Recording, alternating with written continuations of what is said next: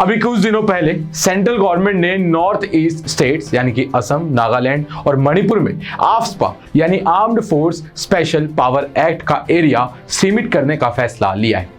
दायरा सीमित किए जाने के बाद यह कानून अब इन राज्यों के कुछ खास इलाकों में ही लागू रहेगा।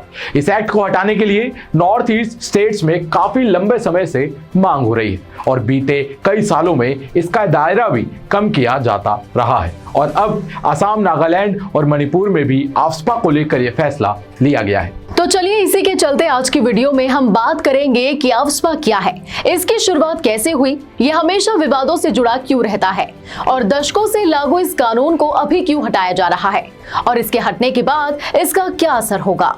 आफ्स्पा क्या है? तो आफ्स्पा आर्म्ड फोर्सेस को डिस्टर्ब्ड एरियाज यानी कि अशांत क्षेत्र में पब्लिक ऑर्डर बनाए रखने की शक्ति देता है। इसके तहत सेंट्रल गवर्नमेंट राज्यपाल की रिपोर्ट के आधार पर किसी स्टेट या फिर डिस्टर्ब्ड एरिया में आर्म्ड फोर्सेस को तैनात कर सकती है।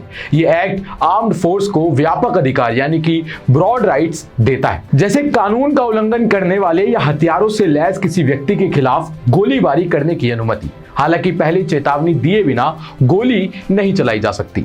जैसे शक के आधार पर किसी वारंट के बिना किसी व्यक्ति की गिरफ्तारी, शक के आधार पर किसी वारंट के बिना किसी परिसर यानी प्रीमिसेस की तलाशी और किसी की गिरफ्तारी के बाद 24 घंटे के अंदर उसे पास के पुलिस स्टेशन में पेश करना। यहाँ तक कि केंद्र सरकार की मंजूरी के बिना आर्म्ड फोर्स के खिलाफ कोई मुकदमा या कानूनी कार्रवाई भी नहीं हो सकती है। अब जानते हैं कि आफ्स्पा की हिस्ट्री क्या है। तो इस एक्ट का जो ओरिजिन हुआ वो 1942 में अंग्रेजों ने किया था। उस वक्त भारत छोड़ो आंदोलन चल रहा था। आंदोलन को कुचलने के लिए इस कानून में आर्म्ड फोर्सेस को स्पेशल पावर दी गई थी।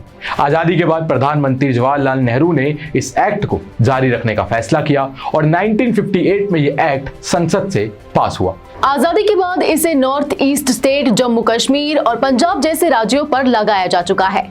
पंजाब ऐसा पहले राज्य था जहां इसे लगाने के बाद सबसे पहले हटाया गया था। इसके बाद पिछले कुछ सालों में त्रिपुरा और मेघालय से भी वापस लिया जा चुका है। यह एक्ट मिजोरम, नागालैंड, मणिपुर, असम, जम्मू कश्मीर और अरुणाचल प्रदेश के कुछ हिस्सों में अभी भी लागू है। अब जानते हैं कि इस एक्ट से रिलेटेड विवाद क्या रहे हैं। तो कुछ सालों पहले मणिपुर के मालूम शहर में हुए जेनोसाइड ने इसे चर्चा में ला दिया था और हाल ही में हुए नागालैंड के मोन जिले में तीरू और ओटिंग गांव के बीच एक इलाके में सेना ने 13 नागरिकों को गोली मार दी थी, जिससे इसके खिलाफ विरोध बढ़ता गया। ये एक्ट बड़ा ही कंट्रोवर्शियल एक्ट है और ह्यूमन राइट्स ग्रुप्स के जरिए इसे काफी अग्रेसिव बताया गया है। मणिपुर की इरोम शर्मिला ने इसके खिलाफ 16 साल तक भूख हड़ताल की थी।